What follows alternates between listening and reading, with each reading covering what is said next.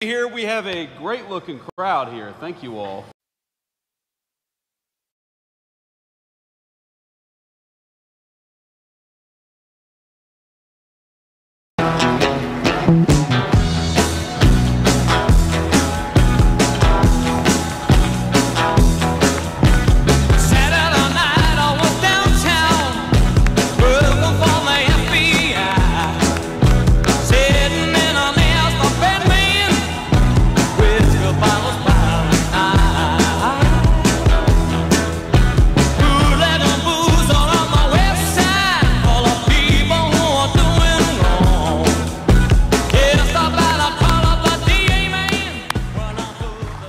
Thank you all. We love you all. Thank you all, Wisconsin. It's great to be here. We have a great looking crowd here. Thank you all.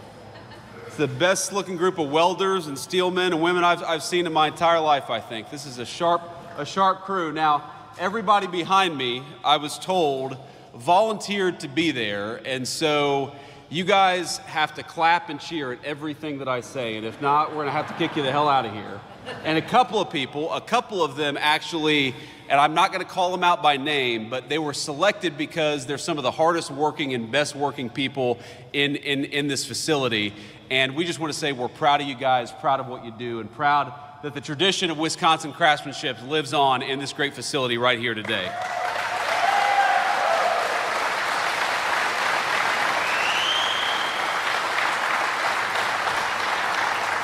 Now, before we get started here, and I want to talk about the big, beautiful bill, I want to give a few notes of appreciation and gratitude. So, first of all, I think this is probably the third or fourth time I've been to La Crosse, Wisconsin. I came here a lot during the campaign. It was always great to be here. And I joked that you all would get sick of me, but I would come back as Vice President of the United States, and I'm proud that I got to keep that promise, thanks to you.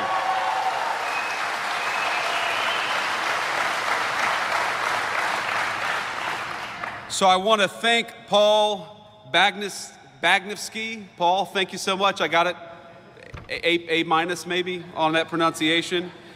He is the president and CEO of this incredible facility. We're so thankful to be here. I want to thank Jake Koshiol and the rest of the Tough Job team for giving us such a warm welcome here in Wisconsin. I also want to thank, and you heard Doug Burgum, our great Secretary of the Interior. How good of a job is Doug Burgum doing as Secretary of the Interior? Doug, thank you. Doug is doing a great job, but you heard him give a shout out, and I'm going to give another shout out to the great Representative Derek Van Orden. Thank you, Derek. Please stand up. Give it up for this guy. He works harder. He works harder than anybody in Congress. He works so hard that he lost most of his hair, in fact, over his time in Congress. I'm sorry about that. I had to poke a little fun at my good friend Derek. But, you know, there are so many people who just show up in Washington. They go along to get along. They cast a vote or don't, but don't really do much else. Derek is fighting every single day for the people of this district. You should be proud of him, because I certainly am. Thank you, Derek.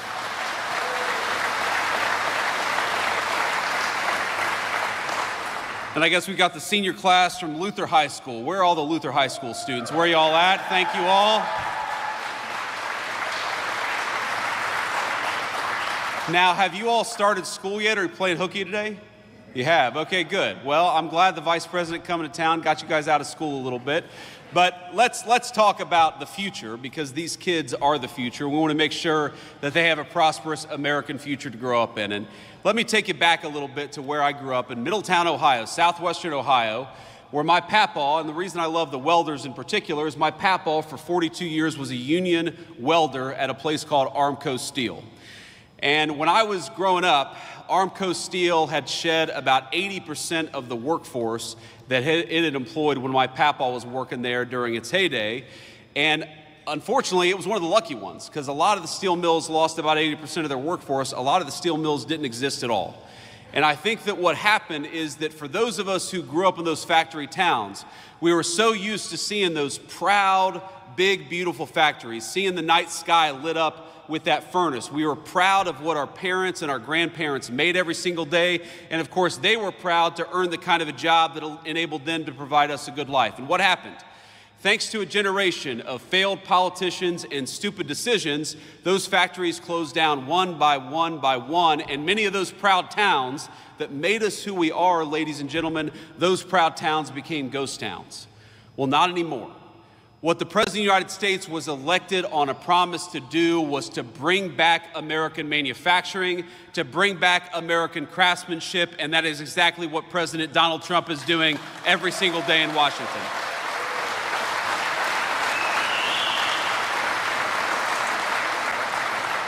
How nice is it to have a president who, instead of rewarding companies for shipping your jobs overseas, rewards companies for building factories right here in the United States of America?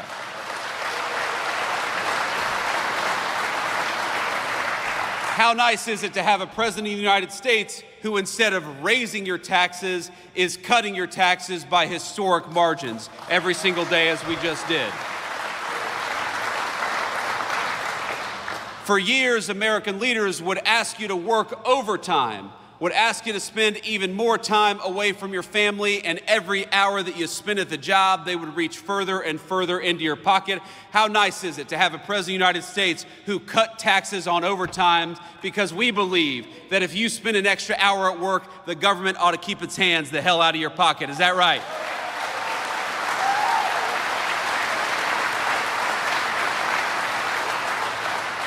We know about 5%, about 1 in 20 Wisconsin workers rely on tips to bring home the bacon for themselves and their families. How nice is it to have a president of the United States and Republican majorities in Congress that cut taxes on tips instead of forcing our waitresses and service professionals to deal with the IRS? We ought to make it easier for folks to get by, which is exactly what we did when we cut taxes on tips, and Wisconsin families are going to be the beneficiaries.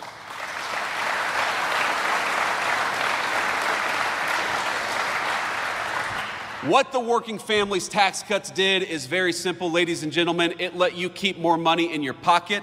It rewarded you for building a business or working at a business right here in the United States of America. It makes it easy for you to take home more of your hard-earned pay, and it makes it easier. If you're an American manufacturer or an American business, it makes it easier for you to build your facility or expand your facility right here in the United States of America.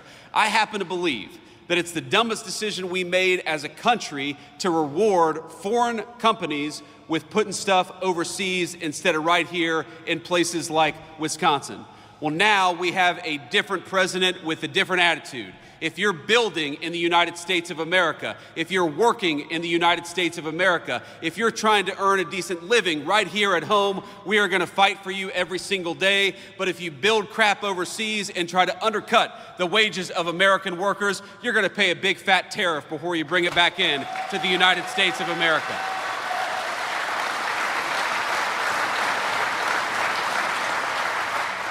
Now, I was talking with a Fox News host earlier, and I'm going to embarrass him a little bit. I'm going to make him stand up and be recognized. You guys know Will Kane. Will, a lot of us watch his show. He's doing a good job. You know, what I told Will earlier is that all these problems are interconnected. Why is it that we allowed these Mexican drug cartels to bring this poisonous fentanyl into our communities? Why is it that so many people lost hope and started taking that fentanyl? Why is it that we had a government that seemed to care more about illegal immigrants than they did about their own citizens? It's all connected, because when they shipped your job overseas in the last administration or in administrations that came before it, what they also did at the same time is they allowed those cartels to come in to our country and take advantage of our communities. So what the working class families tax cut does is, yes, it gives you more take-home pay. Yes, it cuts taxes on overtime. Yes, it cuts taxes on tips, but it also gives our incredible law enforcement over $100 billion to get those drug cartels the hell out of our country once and for all.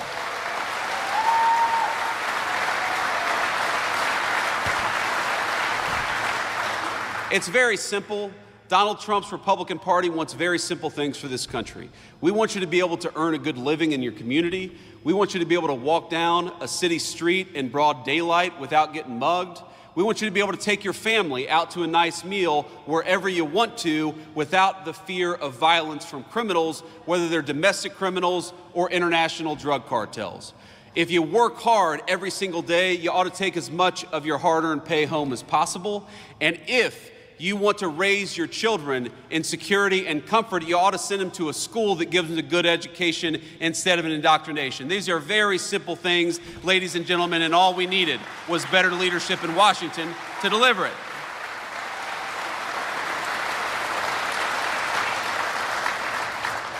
Now, Representative Van Orden will tell you this, but if you didn't know, that it turned out that we didn't get a single Democrat vote for cutting taxes on tips, cutting taxes on overtime, or increasing the child tax credit. Not a single Democrat in the House or the Senate could actually deign to vote for giving you more of your hard-earned money. And we got to ask ourselves why that is, because as much as I am proud of what we've accomplished, it would honestly be a little bit easier, wouldn't it, Derek, if the Democrats actually worked with us instead of fighting us every single step of the way. And you're going to see this. We're a little early for campaign season, but in a couple months or maybe about a year, you're going to start seeing television advertisements. And you're going to start seeing Democrats lying about what's in these working families tax cuts. And I'm going to tell you exactly what they're going to say. They're going to tell you that this bill, which gives you more of your hard-earned money, that they opposed it, not because they want to raise your taxes, and they do, but because they're worried about your health care. They are so worried about your health care, in fact, that they want to give more and more of your health care to illegal immigrants. And that's exactly why they voted against this bill. I know we have this beautiful high school class back there. And I'll give you, just from a vice president to the high school seniors, I'll give you guys just a little bit of relationship advice from a man who's been happily married for 11 years. Find yourself somebody who loves you as much as national Democrats love giving health care benefits to illegal aliens. That's my advice for you. Because it is, as far as I can tell, it is, as far as I can tell, the reason why the National Democratic Party exists. Do you know that this bill makes tens of billions of dollars in investments in our rural health care infrastructure, which was falling apart under the last administration? This legislation guarantees that hardworking Americans are going to have access to their Social Security, Medicare, and Medicaid benefits. What this bill refuses to do, and what Republicans absolutely refuse to do, is to give your hard-earned benefits to people who don't have the legal right to be in this country to begin with. It is very simple. And if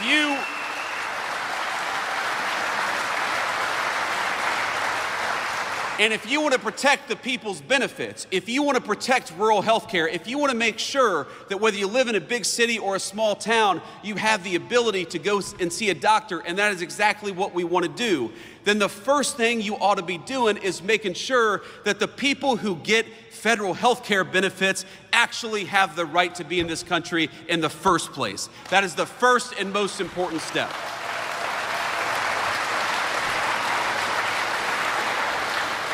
And that's what this legislation did. So don't believe the lies and don't believe the attacks. What we are doing with this legislation is giving you a tax cut and trying to rebuild the healthcare infrastructure of this country that got decimated under Joe Biden's leadership.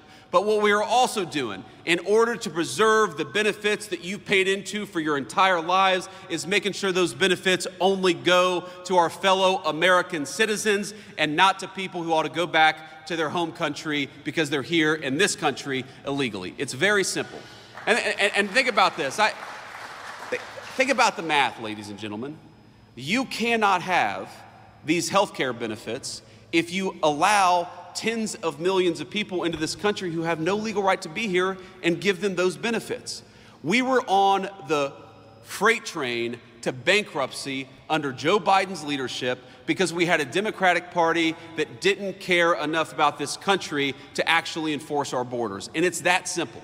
And so when I see the Democrats, I got to be honest with you, it makes me a little bit angry. When I see Democrats fighting against cutting your taxes and saying it's about health care, it's not about health care for you, it's about health care for illegal aliens. And we happen to believe in a different principle. You ought to keep more of your hard-earned money. That if you work overtime, you ought to be rewarded for it, and that when you pay into the federal system, you receive those benefits and not anybody who didn't pay into them to begin with.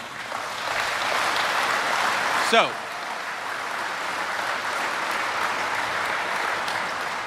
let me say just a couple more things, and then I'll hit the road, but maybe I'll take some questions. Should we take some questions from the fake news, ladies and gentlemen? Would that be fun? Okay, we can do that too, but we'll try to focus on the local Wisconsin reporters first, because I know that they're not fake news, right? We got good local reporters here in Wisconsin? I don't know, mixed reviews based on the crowd here, but let me just say a couple more things. So this business, this manufacturing facility, I think represents the future of American craftsmanship. And I was talking to the CEO and to Jake earlier about this, but you know, there's this attitude that some people have that manufacturing, it's the jobs of the past, it's the industry of the past, that it's dirty, that it's not innovative. Why? I challenge any journalist to walk around this facility for 10 minutes and not realize that this is one of the most innovative companies in America, and this is the future of American industry, the future of American innovation, and the future of American manufacturing. They're using artificial intelligence in this facility. They're using robotics in this facility. They're doing things that frankly were not even possible 20 years ago, and they're doing them in order to build a great American future.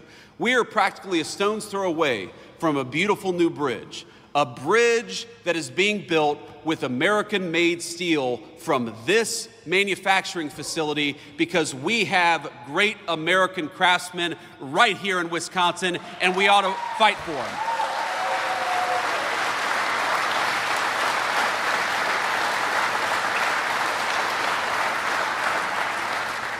And I know the people out in the crowd, the people standing behind me, there are stories of proud work being done every single day. There are stories of a good wage being earned that allows these folks to support their families. There's stories of products that exist in the United States of America that we need, that we absolutely rely on, that are made right here with American workers and American hands. That makes me so proud to be your vice president, to get to stand here, to get to see a little bit of it, to take a little tour, to recognize that the American future that our children deserve, that the American future that our children rely on is going to be built by and for American workers, and you guys are the proudest American workers in that tradition. So God bless you, and thank you.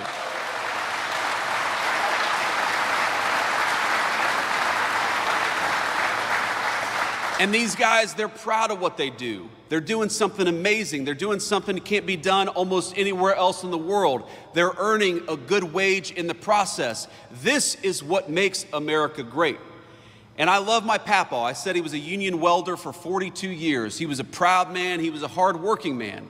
But my papa, before he died, he used to tell me that, you know, he didn't know that American manufacturing was going to be as strong in the future as it was in his time. And again, I love my papa, but I think that's the wrong attitude. American manufacturing must be as strong in the future, or America's future will not exist without it. Do you think that our kids are going to have a future if we rely on foreign countries to make everything that we need? Do you think we're going to have a future if the pharmaceuticals that we put into the bodies of our children are made by a foreign adversary? Do you think we have a future if we can't even drive over a bridge without asking permission from some foreign country? That is no way to build a future. The way to build a future is with American workers, and I'm proud that in Wisconsin, that's exactly what we're doing. So God bless you all.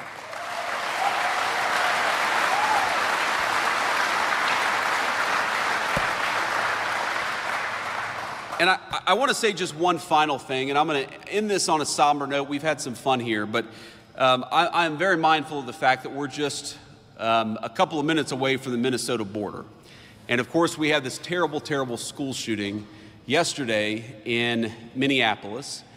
And I imagine, like a lot of you all, it hits pretty close to home, very personally, because though you may not know anybody who's affected by it, I think a lot of us know people who've been taking their kids in the last couple of weeks to their first day of school.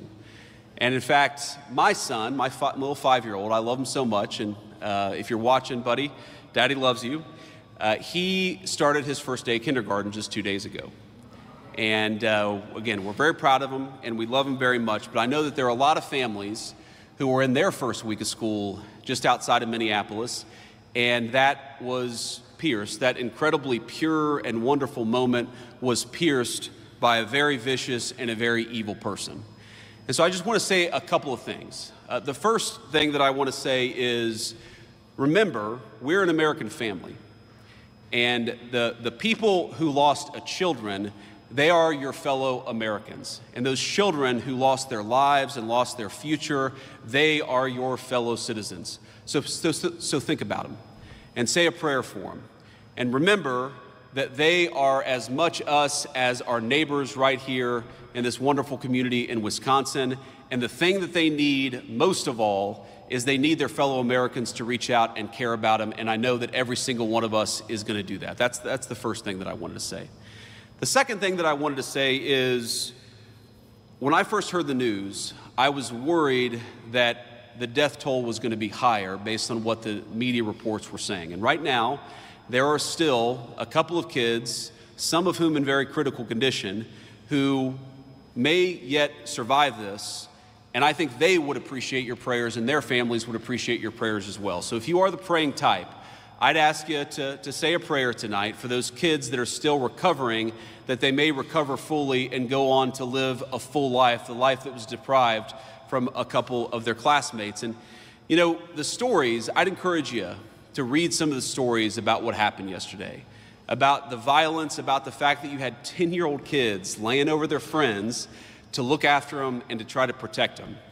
And while yesterday was an unspeakable tragedy, I'd ask you to remember that we also saw the very best of the United States of America. And to every person who protected a friend, to every first responder, to every paramedic who made it so the death toll wasn't higher, we love you, we're proud of you, and we'll never forget the great American spirit that you showed yesterday.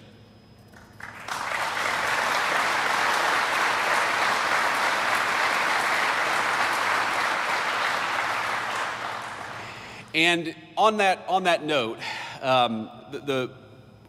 there's going to be a time for politics, and there's going to be a time to figure out how to prevent this stuff from happening, how to make these shootings less common in our country. And I'm not going to speak about that now, but I would encourage you, the First Lady, Melania, who really has a very big heart for children, obviously as a mother herself, she put out a statement earlier today that I think is really worth taking a look at, because this happens too much in our country. And if you look, we really do have, I think, a mental health crisis in the United States of America. We take way more psychiatric medication than any other nation on earth, and I think it's time for us to start asking some very hard questions about the root causes of this violence. And I'm going to be part of that, and the First Lady and the President are going to be part of that, but that's going to be an American conversation that we're going to have together.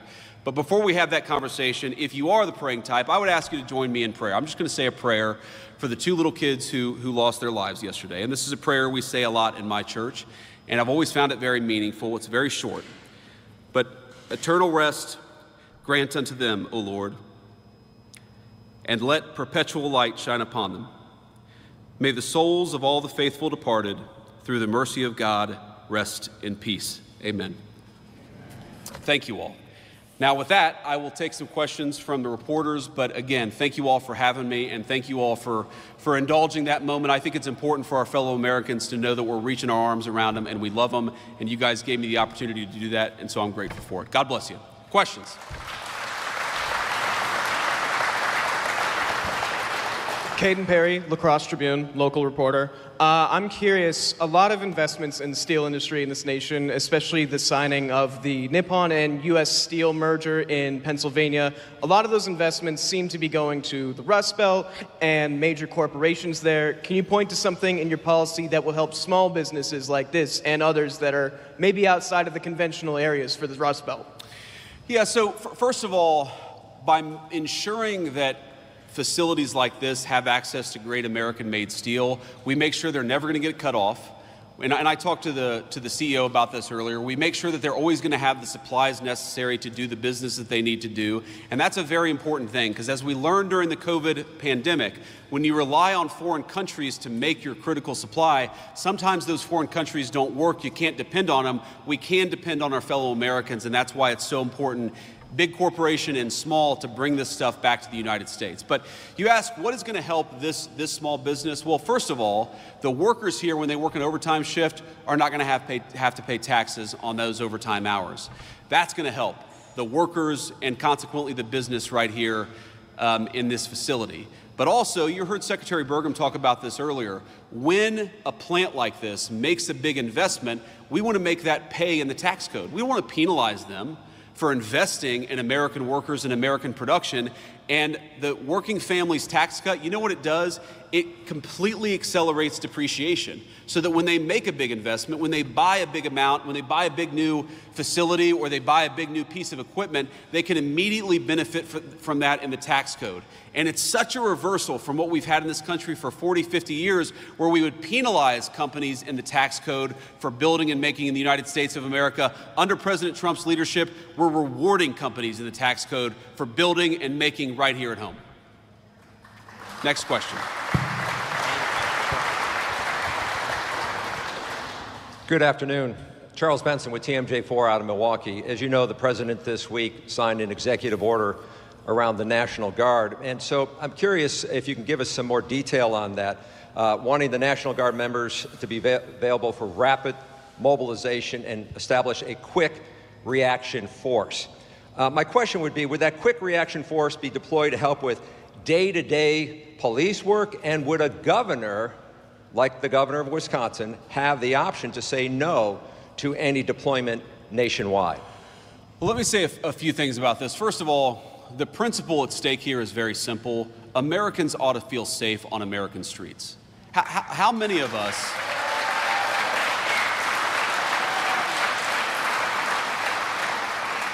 How many of us have crossed to the other side of the street because there's a person on the street corner yelling and screaming at our kids or at our family? How many people have felt scared to walk down the street of an American neighborhood in daylight or at night because those streets are considered no-go zones? How ridiculous is it that we ever let there be no-go zones on streets paid for by American taxpayers? You bought those streets, you ought to be able to enjoy them as American citizens. It's very, very simple. So that is the principle at stake here. And in Washington, D.C., let's step back a little bit. Washington, D.C. got to a point where it was having a murder more than every other day. The national capital of the most powerful nation in the history of the world had a murder every other day, carjackings, armed robberies that rival literal third world countries. And the President of the United States said, this is America's city and enough is enough, and he deployed the National Guard to fix it. Now, that was the right decision at the time. But I don't know how anybody can look at the results over the last 14 days and say anything other than thank God Donald Trump did what he did. Because armed robberies, carjackings, murders are down between 40 to 90%. Even the very Democratic mayor of D.C. said yesterday that she was grateful for the additional police presence because it made it possible for people, Americans, black, white, rich, and poor, to enjoy the nation's capital again. And that's what I want. I mean, all of you, Washington, D.C. is your town. You literally built it with your tax dollars. You should be able to come and go to one of these beautiful museums or see one of these incredible monuments without fear that you're going to get mugged. And that's what we have changed in just a short period of time. And you asked the Wisconsin-specific question. What the president has said is that, very simply, we want governors and mayors to ask for the help. The President of the United States is not going out there forcing this on anybody, though we do think that we have the legal right to clean up America's streets if we want to. But what the President has said is very simply is, why don't you invite us in? Is Milwaukee a super safe city right now? It's had some crime problems. It's a beautiful city. There are a lot of beautiful, incredible, hardworking people who live there, but let's be honest, Milwaukee has had some crime problems. So have other parts of our community. Chicago, I know we're not too far from Chicago. Chicago's had a lot of crime problems. Why is it that you have mayors and governors who are angrier about Donald Trump offering to help them than they are about the fact that their own residents are being carjacked and murdered in the streets? It doesn't make an ounce of sense. And the last...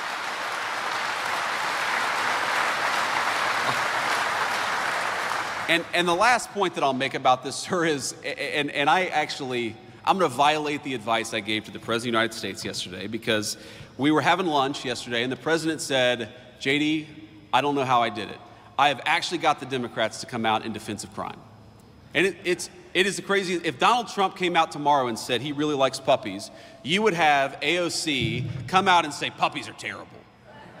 So you have Donald Trump, who has reduced murders, carjackings, and armed robberies in 14 days in Washington, D.C., and now you have national Democrats coming out and saying, oh, well, we love murders and carjackings and armed robberies.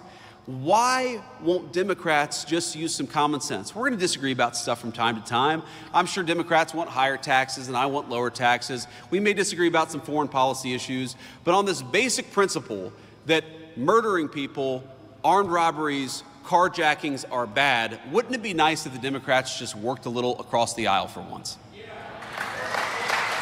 Next question. Thank you, Mr. Vice President. Matt Smith, WISN TV in Milwaukee.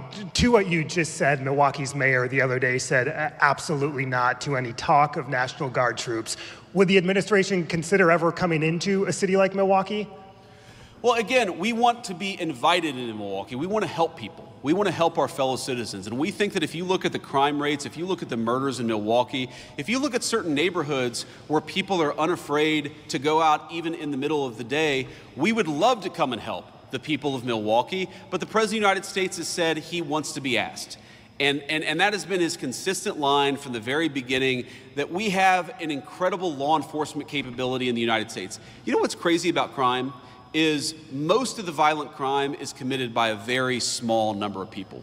When we talk about a violent crime problem, we're not talking about thousands upon thousands of people in Milwaukee. We're talking about a few hundred people who probably commit 90% of the violent crime. We would love to come in and help lock up those violent criminals. I hope the mayor of Milwaukee gets some common sense and actually fights for her residents for a change, or his residents for a change, because we would love to actually help cut down on the crime in this community. Thank you.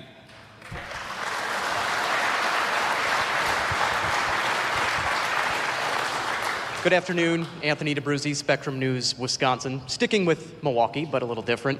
Yesterday, Governor Tony Evers requested a disaster declaration from President Trump after the historic flooding that we've seen in the Milwaukee area. So can Wisconsinites count on the administration for financial help through this? Yeah, so obviously, look, we want to help people, and we want to help our fellow citizens, and I know that Wisconsin has suffered some serious problems. I have not talked to the President of the United States. I'm not even sure that he's aware yet that the governor has issued that disaster declaration, but I will take that back to Washington, D.C. and make sure we respond to it promptly. Thank you, sir.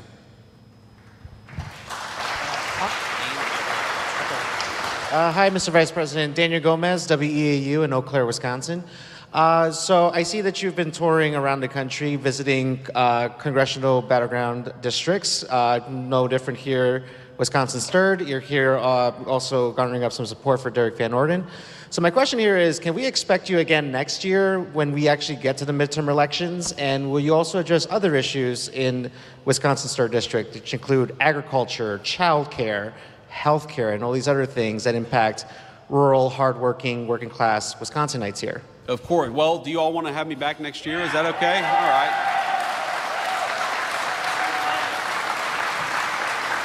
Look, so long as the people of the 3rd District will have me, yes, I will keep on coming back and keep on talking about the issues that matter.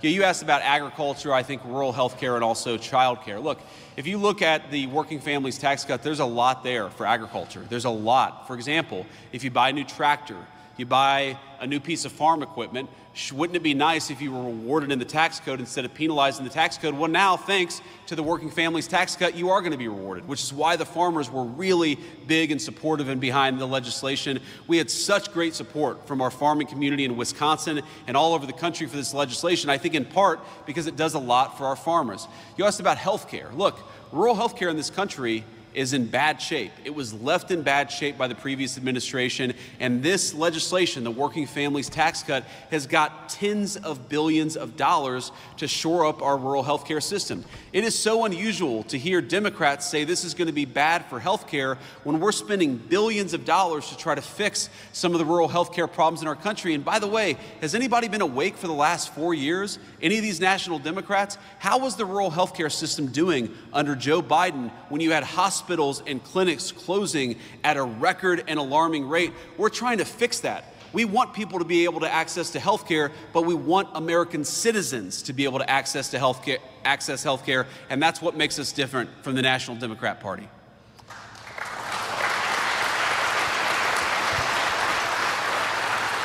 And I'll take maybe a couple more questions, then we're going to hit the road. Hi, thank you so much for taking questions from us. My name is Laura Schulte. I'm a reporter with the Milwaukee Journal-Sentinel. You've talked a little bit, about the disaster declaration, but I'm wondering, how long will Milwaukee have to wait for a disaster declaration from President Trump? Well, if I understood the question correctly, and this is the first time that I'm hearing about it, we got the request from the governor yesterday. Is that right?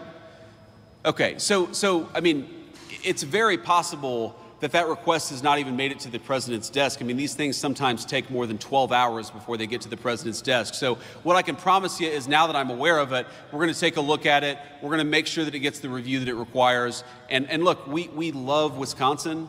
We love all of our American citizens. People are struggling. We recognize that, and we want to figure out ways to help them.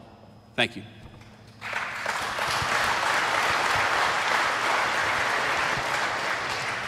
Mr. Vice President, Adam Roberts, News Radio WTMJ, also out of Milwaukee. A follow-up to that question as well. I know that you still have time to make this decision, but can you explain why President Trump or yourself did not tour the southeast Wisconsin area like was done in Texas after their historic flooding? Yeah, I can give you a very simple answer to that question is, if you remember the Texas flooding, the president did not show up until he felt like he could provide comfort and aid to some of the grieving families, but not actually be a huge distraction for law enforcement. I mean, look, it is a reality of the world that when the president or the vice president of the United States show up, there are a lot of Secret Service, there's a lot of local law enforcement. And I remember explicitly being in the Oval Office talking with the president about this. He said, I really want to go to Texas, and I really want to visit with these grieving families, but we can't do it until the local law enforcement says we can support this without affecting the recovery and other efforts. So we would love to visit, we would love to talk to people, but some of this depends on we talk with local law enforcement, and we don't just want to show up for a photo op. We want to show up and actually help, and that's what the President of the United States is focused on. Thank you, sir. And I'll do one more question before we hit the road. Jeff Murdoch, The Washington Times. So there are plenty of people, there are scores of people still in jail that have been pardoned under President Biden's auto pens. Do you think they should be released from prison? Well, I think that there's something weird about this auto pen, which is that you have a guy who even some of his own staff members said did not have the mental faculty to be president of the United States, okay? While at the same time, he allegedly signed a bunch of pardons, which we now know were signed by the auto pen. I think it raises a very difficult question about whether those pardons were actually legitimate in the first place. I mean, think about this. How can you sign a pardon? How can you engage in presidential conduct that's binding if your own staff members are saying, well, this guy wasn't exactly fit to be the president of the United States? So look, I'll let the courts figure this out. As the president of the United States has said, President Trump, we always follow the court orders and we always try to work with the courts. But I think the American people, far more than whether this pardon is thrown out or that pardon is thrown out by the court, let's step back and ask ourselves, how is it that the American media and senior members of the Democratic Party conspired to hide us from the fact that the President of the United States wasn't fit to do the job? This is about more than politics. This is about more than policy disagreements. This is about if you get a phone call at 3 a.m. and there's a national security emergency, does the person who's answering the phone have the mental ability to do the job? And if the answer is no, then all of us, Democrat, Republican, and Independent, have been defrauded. And I think the Biden presidency is a big, fat example of the American media defrauding the American people.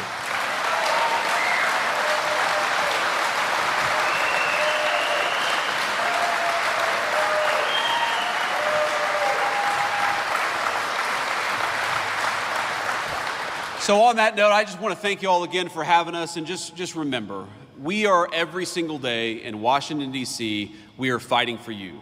We're fighting for your jobs, we're fighting for your wages, we're fighting for low taxes for you and your families, we're fighting for rural health care. We believe that the most important thing the President of the United States can do is put the interests of Americans first. That is what we have done for 7 months, and we'll keep on doing it for the next 3.5 years. God bless you all. Thank you for having me. Hello, Detroit auto worker, let me thank you for your time. You work a 40-hour week for a living, just to send it on down the line.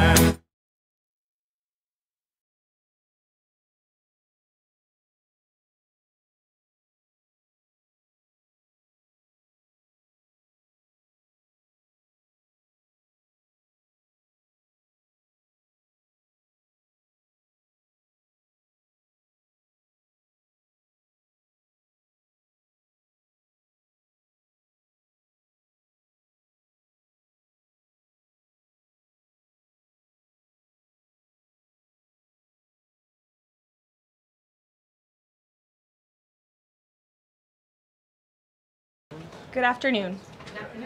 Good to see all of you. I want to begin today's briefing by addressing the horrific shooting that took place yesterday at the Annunciation Catholic Church in Minneapolis, Minnesota, where a deranged shooter opened fire during morning mass, killing an innocent 8-year-old and 10-year-old. 14 other children and 3 adults were also injured during this horrible tragedy. This was the first morning mass of the school year for these beautiful, innocent children, and this sacred religious service was desecrated by an evil monster. We are all eternally grateful to the heroic law enforcement officers and first responders whose courage and swift response aided all of those impacted by this horrible tragedy.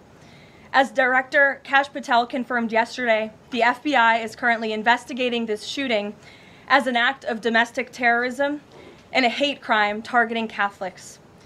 President Trump signed a proclamation yesterday following his call with the governor of Minnesota, Tim Walz, acknowledging the victims and their families and directing flags to be flown at half-mast. President Trump and the First Lady encouraged the entire nation to join all of us in praying for the victims and their families as they face unimaginable grief and loss. The White House and the FBI